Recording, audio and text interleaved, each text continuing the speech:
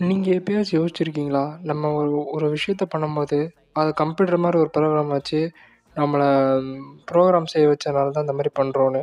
நீங்க உண்மையிலேயே உங்க கண்ட்ரோல்ல தான் உங்க பாடிலாம் இயங்குதா? என்னடா மடத்தனமா ஒரு கேள்வி கேட்குறேன்னு நெனைக்காதீங்க. இது நான் கேட்கல. சயின்டிஸ்ட்க்கு இந்த கேள்வி இருக்கு. இந்த தியரி பேர் தான் ஸ்டிமுலேஷன் தியரி. இப்பயும் புரியாதா உங்களுக்கு? நீங்க GTA 6, Minecraft இந்த மாரி கேம்லாம் விளையாடுறீங்களா? அதில எப்படி ஒரு கேரக்டர் செயல்படுதோ, அந்த மாரி தான் நம்மளும் செயல்படுறதா சயின்டிஸ்ட் கேட்குறாங்க. இது ஏன் சயின்டிஸ்ட் இந்த தியரி உண்மையா இருக்கலாம்னு நெனைக்கிறாங்கன்னா, ஸ்பேஸுக்கு தேவை ஃபிசிக்ஸ். இந்த ஃபிசிக்ஸ் பார்க்க அப்படியே கம்ப்யூட்டர் கோட் மாரியே இருக்குன்னு சொல்றாங்க. அப்புறம் குவாண்டம் பார்ட்டிகிள்ஸ் வந்து பிக்சல் மாரி பிஹேவ் ஆகுதுன்னு சொல்றாங்க. இன்னொரு பெரிய விஷயம், பிக் பேங்க்கு முன்னாடி என்ன நடந்ததுன்னே இதுவரைக்கும் யாருக்குமே தெரியாது. இது ஒரு மிகப்பெரிய மிஸ்ட்ரி.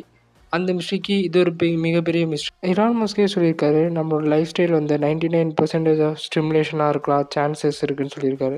இந்த தியரி இப்போதைக்கு ப்ரூவன் கிடையாது.